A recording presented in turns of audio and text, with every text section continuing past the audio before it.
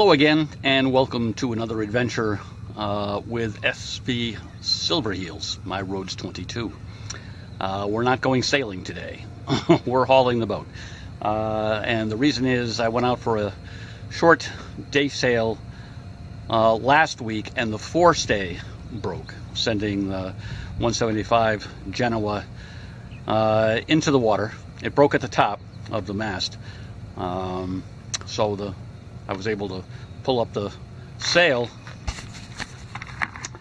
here along the port side of the boat. And then it was a few days until I could come down with the trailer to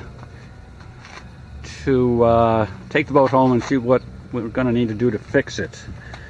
So it broke in here, and I'm not quite sure what we're going to find there, or what we'll find at the top of the mast when we drop the mast. But that's part of the adventure.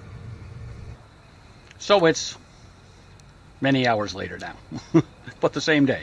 And I've got the boat home safely, and I've started to take things apart, and I'll show you what I found. So at the bottom of the furler, there's a threaded piece of the headstay, or at least that's what it looks like now, and it's screwed into this part of the furler assembly, and it's being kept in place with a little cotter pin. So that looks straightforward enough, and answers the question about which end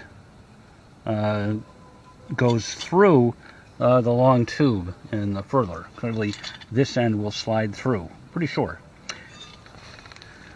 So we still can't see anything, what the other end of the wire looks like. We'll have to pull that out for that. But I can show you what's still attached to the mast. So here at the top of the mast,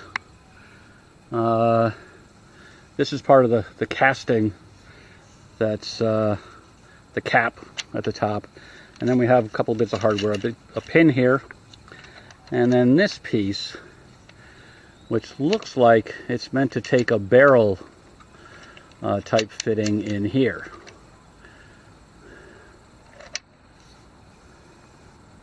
At the top of the Forestay, we have this fitting, which is still attached. So the wire itself didn't fail. It's this fitting at the end, and it looks like there's just a trace of threads right at the end. But what this looked like originally, I'm not sure.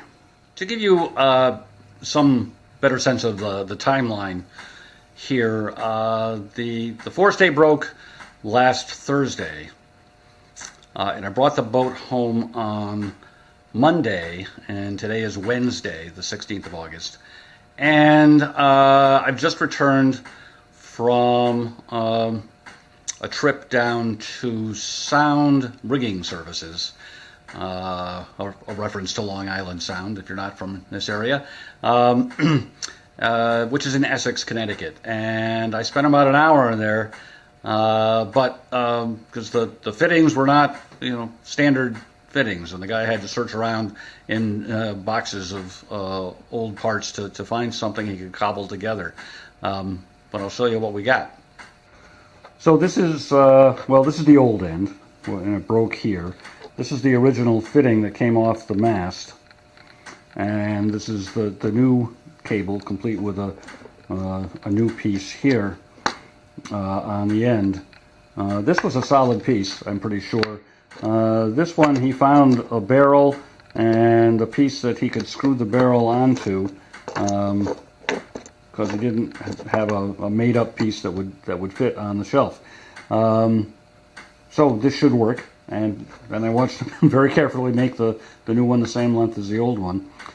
He also spent quite a bit of time messing around with this part of the furler assembly, In particular, freeing up this mechanism here, which didn't seem to move as freely as it should.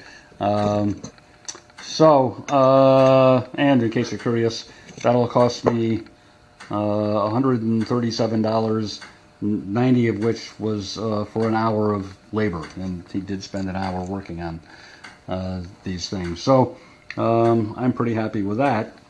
Now we just have to see if we can get things put back together. So the first thing we need to do, I'm pretty sure, is to feed the new headstay down through the plastic extrusion of the furler assembly. I did this just a minute ago, and it worked just fine, so there shouldn't be a problem.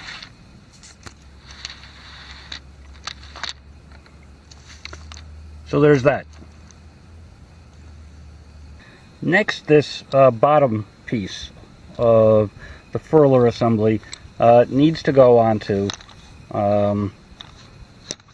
the end of the plastic extrusion. But it can only slide on this far, and we can't get to the threaded end of the stay.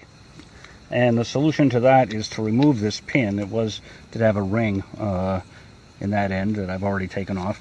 And after doing that, we can push that piece further up and now still have access to the threads at the end of the stay.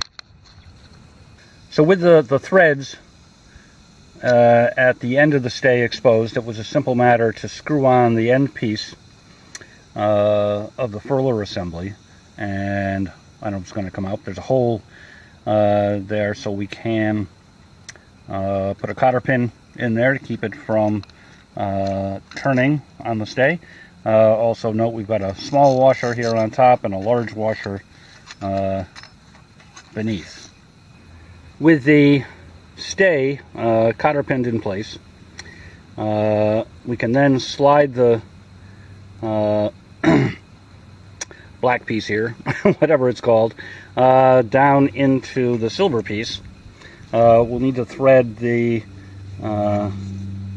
rope through the opening in the silver piece, and want to make sure that the spool has a full complement of furling line on it, because of course the sail was unfurled when it came down, so we'll need to be able to pull on this to furl it again.